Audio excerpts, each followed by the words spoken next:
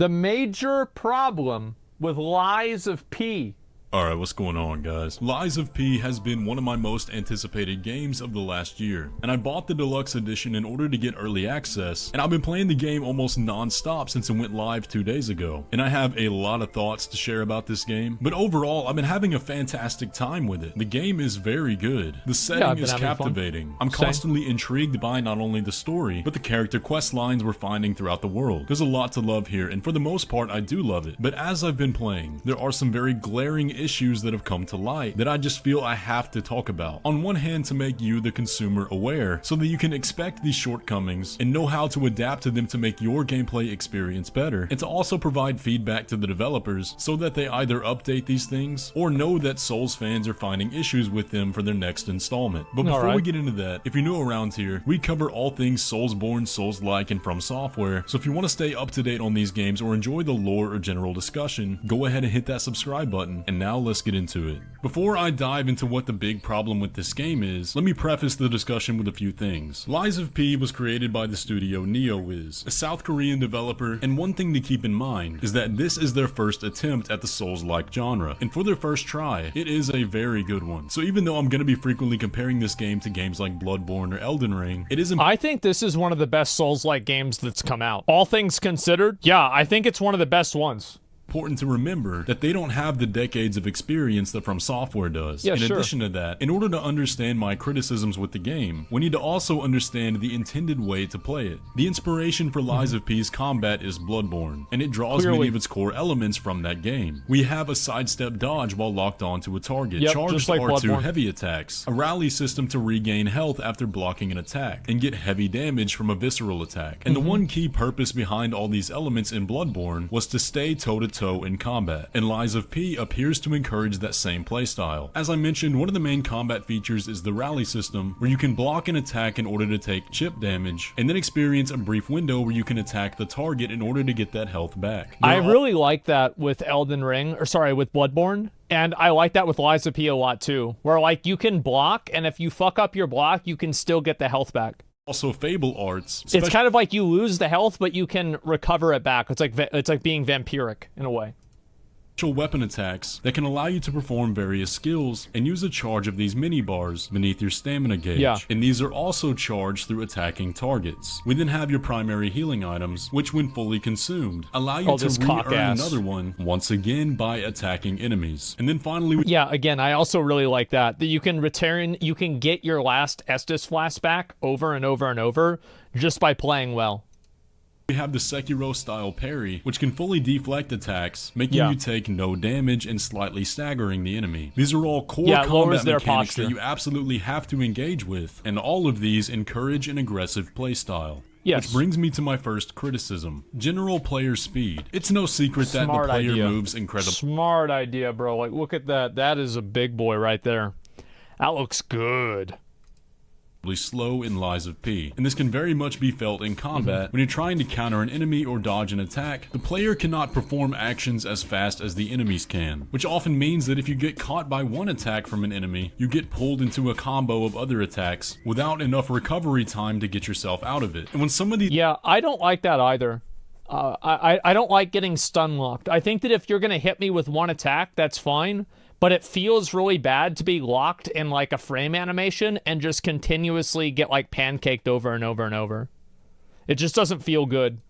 These major enemies and bosses have anywhere from 5 to 10 sequence-long combos. It makes the player feel as though they don't have the tools to compete, which makes the game in turn feel clunky, slow, and unbalanced. Now notice how I said it makes the player feel as though they don't have the tools. In Lies of P, at least for the first half of the game, they quite literally don't. After you get to the scrapped Watchman boss and finally defeat him, you'll unlock a new feature called the P Organ. And essentially what this is the player's skill tree. Here you can upgrade your character and unlock new skills. I thought this was cool. You have things like upgrading the amount of healing items you have, charges to your Fable arts, increased time of enemy stagger, and one that upgrades your dodge. Now in order to unlock these new skills, you have to go into the menu and unlock other other upgrades, and these come in many forms. But some of the upgrades that can be found in this sub-menu are very important to making the game feel smooth, such as increased stamina recovery time while attacking enemies. And to purchase these upgrades, it requires a currency called quartz. I'm not entirely sure all the places you can get quartz, but I've noticed them dropping for mini bosses, and I believe in a chest or two. After defeating the third boss, I had 2 of these quartz, and in order to unlock one actual skill, it takes 2 quartz. And the skill I immediately unlocked was the ability to chain 2 dodges together. Now the wording when you unlock the ability is that it allows you to perform another dodge in the middle of a first dodge animation, but this isn't quite true. The animation for the first dodge still finishes before you're able to do the second one. What this actually does is remove artificial downtime that's present before you have the skill after a first dodge before you can dodge again. In a game like Bloodborne, that's a feature that the player has immediately when starting the game. Now as I progressed further through the game and beat more bosses, thereby unlocking more quartz, I found that there's yet another dodge upgrade further down the skill tree. And what this one allowed me to do was roll out of being stuck on the ground. In this clip here, you can see that my player... I didn't get that one because I assume that, like, if I get knocked down, just kill me. Gets smashed to the ground, and during the animation of getting up, I don't have the ability to control my character, and I'm stuck in a combo of hit after hit until I die. And the ability to roll from the ground is yet another basic movement ability in the Souls series and Bloodborne. Now the skill tree continues for a while, and I've only seen the first 2 movement upgrades. Now by assuming that this trend continues, by the time we unlock all the upgrades and get to the end of the game, the vast majority of the clunky feeling is going to be gone. So the problem here is that basic movement features that the player needs in order to survive the game are locked behind the skill tree. And since quartz is so rare and hard to find, if a player does not immediately invest in the dodge upgrades, they are at a significant disadvantage. Unable to... I think it's always really hard to know how to balance and lock players out of mobility and, like, functionality upgrades, because, like, in some games it feels good, and in some games it doesn't. Like, for example, in Blasphemous 2, it felt pretty good getting the dodge, the double jump, and the dodge in midair, right? It did really feel good. And then, but the problem is that, like, before then, there wasn't any bosses that I really felt like I needed that for. It wasn't that hard.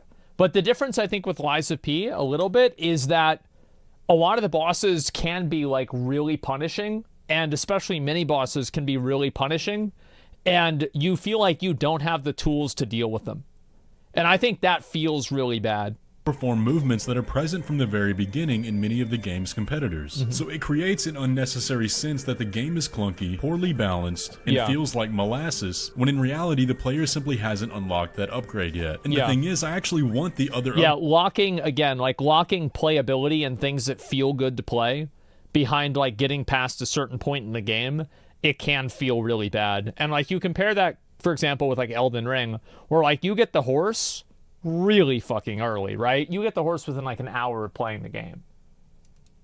Upgrades in the skill tree, but I feel that if I don't unlock the dodge upgrades, the game is going to be much harder than it needs to be. Now what makes this much worse is that the player has 0 poise whatsoever. Every single hit, no matter from what enemy, will stagger you out of a move. Even a fully charged Fable art can be interrupted from the most basic of attacks. And what It's not always true, but in general it is true. Does is create more downtime in combat, where the player cannot input any controls to the character if they don't have the right upgrade. And there's one more thing that goes along with this. Parry timing feels way too strict in this game, and oftentimes... Yeah, I would definitely agree that I think that you should have something that allows people to have poise. Because, like, one of the ways that you want to use, like, a heavy weapon is with poise. That way, if you do take a hit, it's not a big deal because you still finish your swing. Because if you have no poise, that's whenever heavy weapons are extremely weak. Poise is like the ability to take damage without it interrupting your animation. Many of the enemies that have a lot of the long combos lack a sense of rhythm in their movements. What made the parrying in Sekiro so satisfying was that everything had a distinct beat to it. You could parry bosses with a blindfold on simply by the sound alone because you could recognize the cadence. But in Sekiro, the deflect was the primary means of avoiding damage. Now, I don't yet know if there's a skill that upgrades the parry, but at least for the early game, the parry, like the dodge, feels underpowered and underdeveloped. Many attacks hit the player multiple times, so even if you parry the first hit, you'll still get hit again, even during the same animation. And this once again contributes to the game feeling clunky. So here's the I think the way that you handle that, the way I handled that, was you just spam dodge, and it works.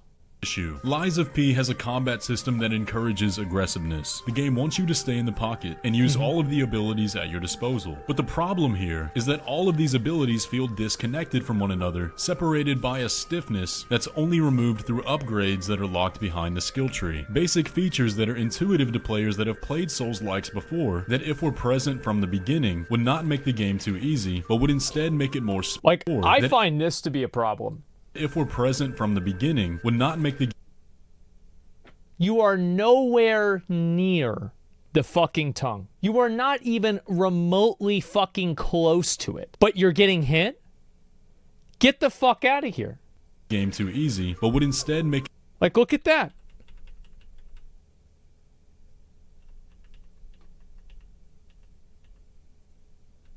Like, I don't even know, bro. It looks like shit. And make it more smooth and thereby more fun. And I say all that because this game is a gym. The more I get into it and the more I unlock, it feels better and better. And had I these abilities from the beginning, it would have alleviated so much frustration that initially felt out of my control as the player. Anyways though guys, that is going to pretty much do it for the video today. I really am having a blast with Lies of P, and I do feel it's one of the best Souls-likes we've ever gotten. Yep, but I just felt like I had to come on here and talk about these issues to hopefully provide some feedback, as well as awareness to players that are going to be jumping into this game for the first time when it officially releases on Tuesday. But if you're playing through Lies of P, let me know how you're liking it so far, and if you enjoyed today's video, be sure to leave a like on it and subscribe if you're new around here. But with all that, I will catch you in the next one. Yeah, I'm really glad to see this. These are all concerns that I felt like have been an issue for me too. So yeah, I hope they fix some of this stuff, or at least they adapt it for the next game they make. I think this is really fair criticism. This is a great video. I very much appreciate this. This is a Ziostorm video. Does a ton of like Elden Ring, Souls, stuff like that. And yeah, I think it's great. I'm so glad to see this because as I said, I think it is. I feel the same way he does, right? I think it's a great game, but there are some things that I think are just kind of shitty, you know? Lies of P subreddit will not take any criticism. The problem is that because Lies of P is a Souls-like game, people that play Souls-like games pride themselves on being able to beat the game. So whenever somebody says, hey, this mechanic that makes the game harder is bad, there's never a nuanced conversation about good difficulty and bad difficulty. It's always about the solution is just get good or skill issue. Well, yeah, to an extent, you can overcome bad design, but overcoming bad design doesn't feel as good as beating a game that has good design. You see what I'm saying? So, like, it makes it very hard for people to have, like, honest conversations about these games because everybody is usually trying to jerk themselves off about how good they are at the games. So they're not really talking about difficulty. They're more or less looking for validation that they were able to overcome the difficulty. So that's the way I feel about it. This conversation happening during Dark Souls 1 era, I don't know. I don't get why people expect fair discussion on a specific subreddit. I think people just want to have a conversation and have people agree with them, you know? Not everything that's hard is bad design. Yeah, sure, sometimes, you're right. Also, subreddits for games are almost never negative for the first couple of weeks. Yep, that's definitely true, too. The tongue definitely hit him earlier than it should have. Exactly. And so, I think that's also a big issue, right? Is that, like, people aren't looking for honest conversations about these games. They're looking to show off the fact that they're good at the game. And anybody saying that, like, the game is actually problematic in one way or another, they get shit on because it's like, oh, well, it was easy for me, and then, like, the implication is, like, because I'm good at the game, you know what I mean? So, yeah, I'm really not a fan of that kind of stuff. I think it happens with a lot of games, and Lies of P is definitely one of the same, because it's, like, one of the Souls-like games. What's the difference with bad difficulty and good difficulty? Bad difficulty versus good difficulty. Hitboxes. Let's look at hitboxes. Let's talk about hitboxes specifically. If you are getting hit by a mechanic that your character is not visually in, so you're getting hit by a fire attack and you're out of the fire, You're getting hit by a ground slam and you're out of the ground slam. You're getting hit by a sword swing and you're not next to the sword. All of those things is bad difficulty. But it makes the game harder. It does. It makes the game a lot harder. Because not only do you have to learn to avoid the sword, you have to learn to avoid where the sword is actually at. But just because something makes a game harder doesn't make it good.